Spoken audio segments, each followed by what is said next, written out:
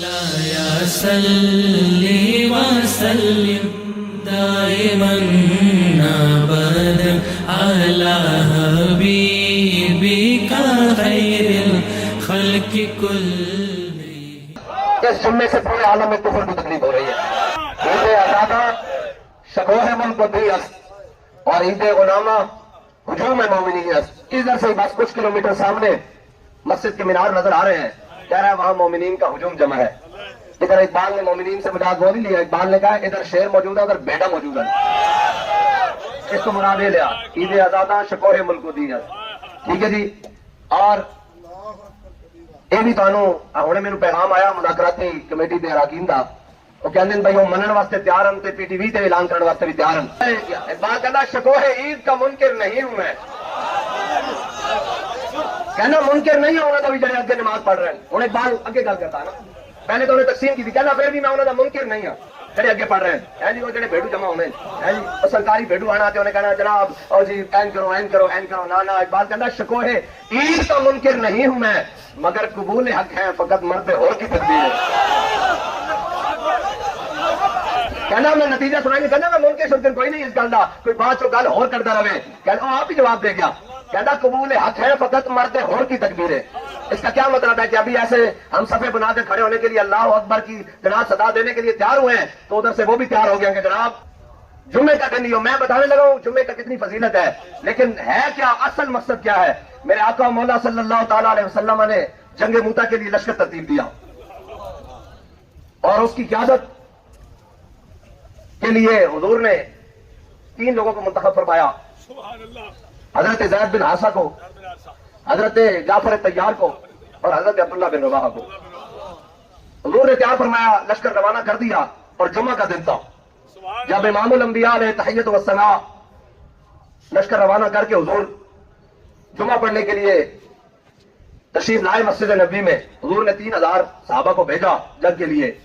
باقی غلام ابھی مدینے میں تھے۔ امام الانبیاء جب مسجد میں جلوہ گر ہوئے نا، اور امام الانبیاء جب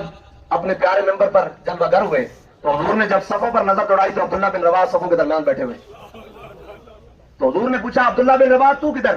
تجھے تو میں نے صبح روانہ کر دیا تھا لشکر کے لیے، تو ادھر کیا کر رہا ہے؟ انہوں نے کہا یا رسول اللہ اپنی مرضی سے عبادت کرنے والوں کو میں بتا رہا ہوں اور اپنی مرضی سے اسلام بیان کرنے والوں کو میں بتا رہا ہوں۔ انہوں نے کہا یا رسول اللہ میرے پاس بڑی تیز سواری ہے اور میں نے کہا آج سید الایام ہے اور مسجد نبی سید المساجد ہے اور سید الانبیاء کی امامت میں جمعہ پڑھوں گا اور جمعہ پڑھنے کے بعد فوراً میرے پاس تیز رفتار سواری ہے، میں جناب لشکر سے جا ملوں گا۔ تو سنو میرے آقا نے کیا فرمایا، فرمایا یا عبداللہ بن رواحہ سن لو انفقت ما فی الارض جميعا ما فضل ادرکت غزوتہم، فرمایا ما ادرکت فضل غزوتہم، فرمایا عبداللہ بن رواحہ تو میرا حکم مان کر صبح مدینہ چھوڑ گئے اور لشکر کے لیے نکل گئے، جو کچھ زمین اور آسمان میں ہے اگر تو سارا بھی خرچ کرتے ان کی کرتے راہ کو نہیں پہنچ سکتا۔ جو کچھ زمین اور آسمان میں ہے اگر تو سارا بھی خرچ کر دے تو تو ان کی کرتے راہ کو، ان کے مقام کی کرتے راہ کو نہیں پہنچ سکتا۔ جمعہ بھی پڑھا، حضور کے پیچھے پڑھا ہے جی، اور یہ سارا کچھ پھر حضرت عبداللہ بن رواحہ کھڑے ہوئے اور روتے ہوئے مسجد نبی سے نکلے۔ یہ پتہ ہے کون ہے؟ جو عمرہ قضاء کے موقع پر حضور کی سواری کے آگے آگے چل رہے تھے اور تلوار پکڑی تھی، خلو بن الکفار عن سبیلی الیوم نضربکم علی تنزیلی، میں ہٹو کافر سے بچو، حضور آ رہے ہیں۔ میں آج یار کی خبر نہیں رہنی، اسی آج کعبے بھی بندے وڑ کے رکھ دینے،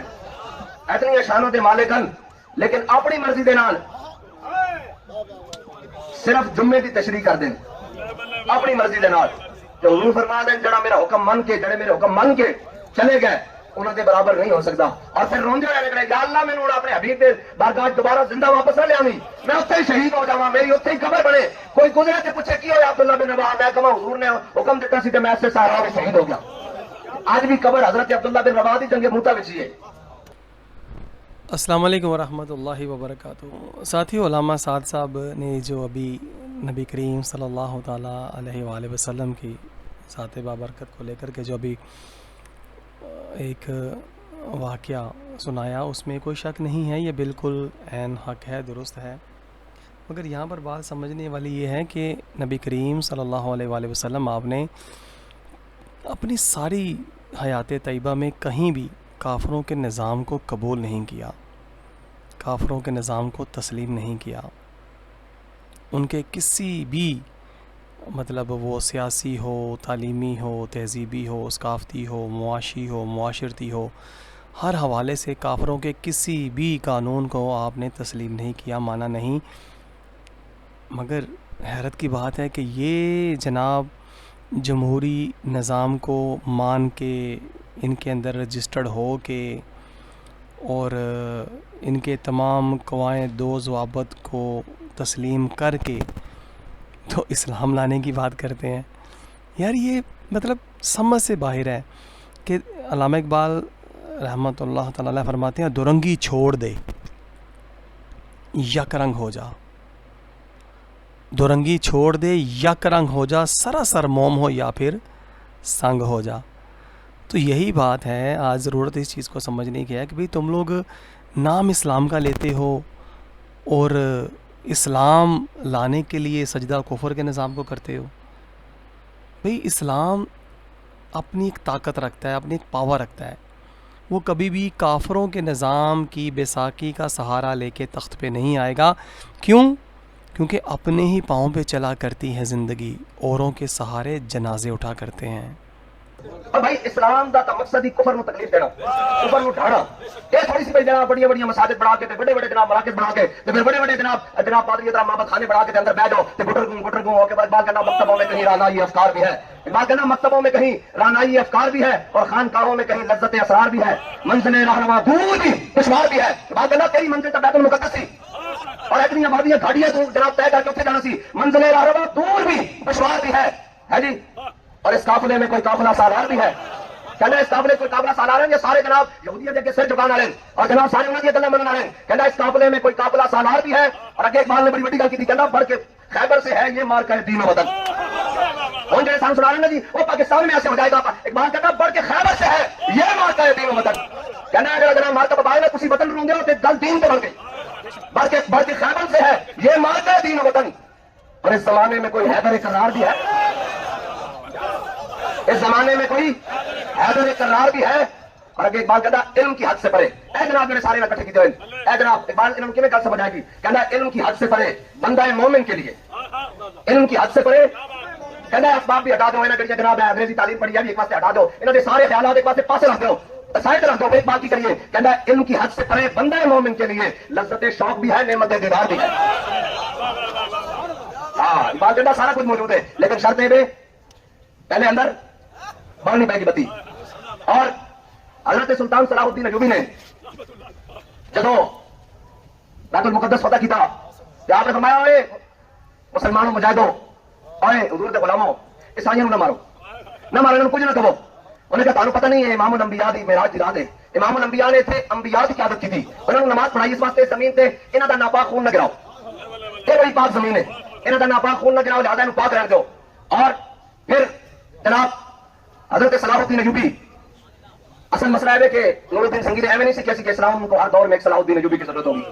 لیکن جتنی اشد ضرورت آج ہے اتنی شاید پہلے کبھی نہیں تھی۔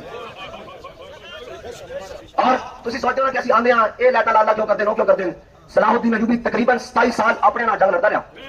اپنے تو مراد خالی اپنے نہیں جڑے ہم نواز سن بلکہ اس کے خاندان دے لوگ سن، اس کے استاد دے خاندان دے لوگ سن، اس کے کزن سن، جناب پھوپھی صاحب چاچا صاحب جناب سارے ایک جناب گھوم گھوم کے اس کے آندے رہے۔ جب فلسطین پہنچے نا یعنی پیچھے مڑ کے کہنے لگا افسوس تھوڑی زندگی ہوتے اگر تسی میرا اتنا وقت ضائع نہ کرتے میں تو یورپ ہی اگے گزر گیا ہوتا۔ بھائی آج جڑا جذبہ امیر المجاہدین قائد ملت اسلامیہ جڑا اس لشکر میں دے کے گئے، اے قوم میں دے کے گئے، اگر اے بغیرتی تے نہ اترن تو فلسطین تک جا دست دست دریا بھی چھوڑے ہم نے۔ ایویں اقبال نے کہا اے اصل تو مسئلہ اپنی منافقت دا ہودا، کفر دے نال کیڑا مسئلہ؟ اسی میں دسو اگر اوتھے او سامنے ہوندا سی اس طرح بیٹھے ہوئے جمعہ بھی جہاد کے طریقے ادا ہو رہے ہوئے، یعنی کچھ آگے ہون کچھ پیچھے ادا کر رہے ہوں، کچھ آگے ہون ایک نئے انداز میں جمعہ ادا رہے ہوئے میدان جنگ چاہیے ہے۔ لیکن انہوں نے جناب بدقسمتی ہے نا، اور اسلام دی تاریخ ایسے بدبودار کردار نال عجیب بات ہے کہ اے اسلام نے جتنے وفادار پیدا کیتے نا قدرت دی عجیب بات ہے کہ اس نال زیادہ غدار ابھر ابھر کے آئے۔ اے میر جعفر اور میر صادق دی نسل اج تک انہاں دی بدروح کسی نہ کسی شکل پھر رہی ہیں۔ اور شروع تو لے کے غداروں تو اج تک ہے جی انہاں دی روح پھر رہی ہیں اور یہ مسلمانوں کو روکن واسطے تانوں تو چاہیے سی تسی نہیں کرتے تے سانوں اگے کر دیندے انہاں کہا بھائی یہ ساڈے قابو تو باہر ہو گئے پاکستان پتہ نہیں کی گل بن لگی ہو سکتا ہے سارے ٹر پن پیدل ہی بس جنگ بند کرو یہ 10 منٹ کی گل سی لیکن سارے جناب پٹیاں پڑھا رہے ہیں 7 دن تو یوں ہو جائے گا تو یوں ہو جائے گا یوں ہو جائے گا تو یوں ہو جائے گا یوں ہوگا تو یوں ہوگا یوں ہوگا تو یوں ہوگا اے یوں کر دیں تسی ملک بھی دے بنائے سانوں اندازہ ہو رہا تھوڑے اور تسی اگا دے چکے ہو یعنی کہ معاشی طور پہ دے چکے ہو اقتصادی طور پہ دے چکے ہو جناب اے سارا کچھ دے چکے ہو اج بھی وقت ہے حضور دے دین نال واپس آ جاؤ ایک باری لا آکھو بھائی نہیں بھائی نہیں ہاں پورا پڑھنا بڑی دور کی گل ہے ایک بار لا کہہ دو آج کے بعد کوئی گل نہیں کسی دی نہ آئی ایم ایف دی نہ عالمی بینک دی نہ امریکہ دی جناب نہ کسی دی اسی رب اللہ نو مندے ہاں تے اسے کو ڈردے ہاں ساری طاقتاں دا مالک کوئی ہے بس دین کر کے منظر نامہ ہی بدل جائے گا لیکن افسوس کہ جناب انہوں نے او انگریز دا نظام تعلیم پڑھیا اسلام تے یقین ہی نہیں ہے اسلام دی تاریخ تو واقف ہی نہیں ہے دسو بھی جنگ متحد کتنے لوگ سن کتنے ہزار کا لشکر سی 3000 یا 4000 کا لشکر اس کے درمیان اور اگے کتنی فوج سی 3 لاکھ فوج سی 3 لاکھ فوج اور آ کے رہا سن مدینے حال کہ حضور نے اگے پیش قدمی واسطے بھیج دیتا حضور نے فرمایا اور زید بن ثابت بھی شہید ہو گئے ہوں اب جناب جھنڈا حضرت جعفر طیار کے ہاتھ آ گیا حضور نے فرمایا وہ بھی شہید ہو گئے ہوں عبداللہ بن رواح کے ہاتھ آ گیا حضور نے فرمایا وہ بھی شہید ہو گئے اور جھنڈا خالد بن ولید کے ہاتھ آ گیا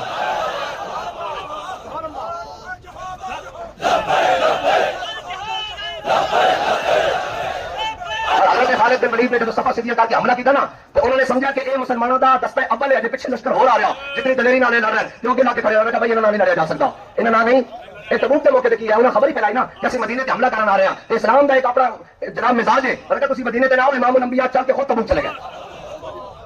اس ہمت کی ضرورت جناب لیکن گل ہے کہ سرور جو حق کو باطل کے کار ہزار میں ہے تو ہر بزرگ سے بیگانہ ہو تو کیا کہیے ارے تو ہر بزرگ سے بیگانہ ہو تو کیا کہیے ہاں یہ نہیں جناب یہ میدان لانا پہنتا اسلام زیادہ بندے نہیں لیندا میری گل لمبی نہ ہو جائے میں چاہنا بھی ادھر تکبیر پڑی جائے تو ادھر جناب انکم شروع ہو جائے تو قبول حق ایک جنگ کے دوران حضرت نعمان بن مکرم جب گئے نا یزگرد دربار اتنے جناب مذاکرات شروع ہوئے تو واپسی سے انہوں نے مذاق کے طور پہ مٹی کے ٹوکرے بڑے اور کیا کہ اے اپنے لشکر واسطے لے جاؤ مٹھائی ہے پھر جب آپ نے ہاتھ لایا تو احساس تو ہو گیا کہ جناب یہ مٹی ہے لیکن آپ نے نا چک کے سر پہ رکھ لیا اور چل پہ پھر جناب جب اتنے جائے کیا فرمایا مسلمانوں خوشخبری ہوئے لڑن تو پہلے ہی مٹی انہیں اپنے ساڑھے حوالے کر دیتی اب مسلمان جڑے نا ہر گل چ لذت لینے انہوں ہر گل چ لذت لینی آتی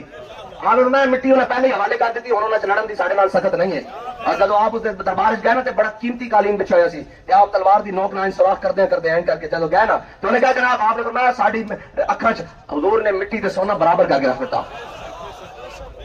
اور کی کہا جب دسترخوان تے بیٹھے تھے انہوں نے جناب این کر کے جب تھلو چک کے نا حضرت نعمان بن مکرم نے این کر کے جناب تھلو چھوٹا جا لقمہ جڑا تھلے گریا سی روٹی دا ٹکڑا این چک کے جب منہ پایا نا تو کہنے لگا جناب بھوکے تے تو روٹی اور لے آئیے تسی کی کر رہے ہو فرمایا کی کیا جی آتھر کو سنت رسول اللہ لہذا ڈھوما کہا فرمایا میں حضور دی سنت چھوڑ دیا نا بے وقوفہ دی وجہ نال ہاں یزدگرد کا دربار ہوئے اس قالین کے بارے مولا کائنات فرمانے جب ایران فتح ہویا تو ایک بالشت میرے ہاتھ چایا 80,000 درہم دا میں بیچیا اتنا قیمتی ہاں اسلام دا ایک اعجاز ہے اور اسلام جدو حضرت کاکا گئے نا اس کے دربار انہیں جناب بھوکا شیر رکھے ہوا سی اور جناب انہیں کیا جناب ایسی بڑی سن دیا اے جڑا منڈا نا بڑا خطرناک بڑا مجاہد ہے اس کا جناب کر دیا کچھ انہیں کہا کی انہیں کیا ادھروں یہ داخل ہوئے ادھر شیر والا پنجرا کھول دو شیر اس سے حملہ ور ہوئے گا سی کہیں گے شیر بے قابو ہے سی بھوکا سی وہ کھا گیا تھوڑے مجاہد نو جب حضرت کاکا نے دیکھا نا کہ شیر گھرا کے آپ حملہ ور ہویا اور اس نے جست بھری حضرت کاکا ان بیٹھ کے نا سامنے صرف تلوار کی تھی اور نک تو لے کے تم تک 2 حصے کٹ کے باہر رہ گئے اے اسلام ایک اپنی پاور رکھتا کی اپنی پاور رکھتا اور اس نے اپنی پاور نہ قیامت تک زندہ رہنا آج بھی وہ اپنی پاور نال جناب قائم و دائم ہے ہاں جناب یہ اپنی پاور نال انشاءاللہ تعالی پہ قیامت قائم و دائم رہے گا لیکن جڑا اس کی پاور نال لگ جائے گا اس نے 17 سال کی عمر محمد بن قاسم بنا دے گا اس نے 21 سال کی عمر سلطان محمد فاتح بنا دے گا انہوں نے جناب کم سنی کی عمر معاذ اور محبت بنا دے گا اسلام نال جڑا لگ جائے گا اس کا ایک اپنا مزاج ہے اس کو صلاح الدین ایوبی بنا دے گا وہ جناب نور الدین زنگی بنا دے گا وہ محمد بن قاسم بنا دے گا وہ جناب سلطان التمش بنا دے گا اور یوسف بن تاشفین بنا دے گا اس کا ایک اپنا مزاج ہے اسلام کا اپنا مزاج ہے اور یہ قیامت تک اپنے مزاج نال کام رہے گا اور اسلام کا مزاج ہے کہ وہ امام علی مقام نے دسیا سر داد نہ داد دست در دست یزید اے مزاج اسلام دا یہ سارا کچھ دے دینا جھکتا نہیں کی کردا جھکدا اے سب کچھ دے کے بھی کہنا جھک نہیں سکتا ہے جی اے کہنا پھر نہ سر جھکا کے جیے نہ منہ چھپا کے جیے ستمگر کی نظروں سے اے بدر دا میدان ہوئے ہے جی سامنے ہزار کھڑے ہوں پھر بھی اکھا چکھا پا گئے اے احد دا میدان ہوئے سامنے جناب حضرت امیر حمزہ دا کلیجہ بھی چبایا جا چکا ہوئے حضرت عبداللہ بن جاش دا مسئلہ بھی ہو چکا ہوئے حضرت انس بن نضر دا قیمہ بن چکا ہوئے پھر بھی اکھا چکھا پا کے کہدا ہے جی اس دا ایک مزاج ہے یہ تو خندق دے موقع تے بھی اکھا چکھا پا کے اے ملاسی مستلق کے تبوک بھی اکھا پا کے اے تو جناب پوری سلطنت تاں لگ جائے اور حضرت فاروق اعظم آ کے کہہ دیں اور صدیق تھوڑے ہولے ہلکے فیصلے کر کہ حضرت صدیق اکبر بہن اور عمر تینوں کی ہو گیا زمانے چالیے تے تگڑیاں کرنا کرتا ہے ہونا چ ڈھیلیاں کرنا کرتا تو کہنا لشکر اسامہ نہیں جائے گا ویسے کتنے میں گل کی جاواں ایک گل کی جاواں بھائی جڑے کہنے کہ حضور نے فرمایا سی بھائی علی مولا تے اے تھوڑے امیرن تے باقیاں نہیں منیا سوال اے کہ غلام اور لونڈی دے صاحبزادے ہون خادمہ دے صاحبزادے ہون اسامہ بن زید ہون اور حضور فرمان اے امیر جیش اور امیر لشکرن تے حضرت فاروق اعظم جیسا بندہ بھی آ کے کہے کہ جناب قیادت بدل دیو لشکر جان دیو تے حضرت صدیق اکبر فرمان جس نے حضور نے ساڈا امیر بنایا صدیق کون ہوندا اس نے امیر بننے والا جے ایک گل ہوندی تے مولا کائنات ہوندے تے صدیق اکبر یہ کہندے کہ جنہوں حضور ساڈا امیر بنا کے گئے نا صدیق کون ہوندا امیر بننے والا یہ تو گل ہی نہیں ہے تے سمجھن والی گل ہے غلام اور مولا کے خادمہ دے بیٹے ہون اور چپٹی نک ہوے رنگ بھی گندمی ہوے اور انہوں نے گھوڑے تے چڑھا کے انہوں دی نالین سینے نال لا کے کہن کہ جناب جڑا انہوں امیر نہیں بنتا حضور نے امیر بنایا دیکھو صدیق انہوں امیر بنا کے بھیج رہا تے پھر جے مولا کائنات دی واری ہوندی تے حضرت صدیق اکبر نے این کرنا سی اوتھے جو مرضی اعلان کرن ایتھے ساڈے کول آن گے پھر اگلی اسی گل کران گے تے پھر گل ہوئے گی ٹھیک ہے اے مطلب ہے پی ٹی وی تے ہو گیا او انہوں نے سنان واسطے کہ انہوں نے اس دا درد ہو رہا تو ہم سنان واسطے سپیکر موجود ہے انشاءاللہ غیر اسلامی طریقے سے اسلام آ نہیں سکتا اور جو اسلام کا طریقہ ہے یقیناً وہ علماء حق جانتے ہیں اور انہیں چاہیے کہ علماء حق کے پاس جا کر کے اپنے ایمان کو بچائیں اپنے ایمان کی اصلاح کروائیں اور دین حق پر چلتے ہوئے جو حقیقی دین اسلام کی راہیں ہیں ان کو اپناتے ہوئے وہ کام اقدامات کریں جس سے اسلام کے نفاذ کی راہیں ہموار ہوں۔ مفتی عرب و عجم مفتی فضل احمد چشتی صاحب نے آپ نے ابھی حالیہ بیان میں بڑے خوبصورت بات فرمائی آپ نے بیانیہ میں کہ قرارداد جو مقاصد تھا پاکستان کے حوالے سے اس کے اوپر آپ نے جو وضاحت فرمائی کہ قوم کو دیکھیں کتنی بڑی آپ نے تحقیق فرمائی کہ جو قوم گمراہی میں پڑی ہوئی ہے کہ یہ ملک اسلام کے نام پر بنا ایسا کچھ بھی نہیں ہے اور جب جمہوری نظام برطانیہ امریکہ کا نظام ہے تو اس نظام کے تحت اسلام کو لانے والے خود سوچیں کہ وہ کس قدر اسلام کے ساتھ غداری اور دشمنی کا وہ جو ہے نا وہ کام سر انجام دے رہے ہیں۔ اگر وہ حقیقی معنوں میں دین کے علمبردار ہوتے تو یقیناً اپنے علم کو ظاہر کرتے اور اس نظام پر وہ اپنی تحقیق کر کے علماء کرام کے ساتھ مل کر کے حکام بالا کے ساتھ مطلب ٹیبل ٹاک بات کرتے کہ بھئی اسلام کے نام پر اگر بنا ہے تو اسلام تو ہے ہی نہیں، نافذ ہو سکتا ہے کیونکہ نظام جمہوری ہے، مگر افسوس کہ وہ خود جمہوری نظام کا حصہ بن گئے ہیں اور کفر کی ترجمانی اب یہ کسی بھی رنگ میں کریں ان کے اپنے کردار سے اپنے افعال سے کرنی نظر آئے گی۔ کیوں؟ کیونکہ یہ جمہوری نظام کو تسلیم کر چکے ہیں کہ اسلام کا نظام ہے۔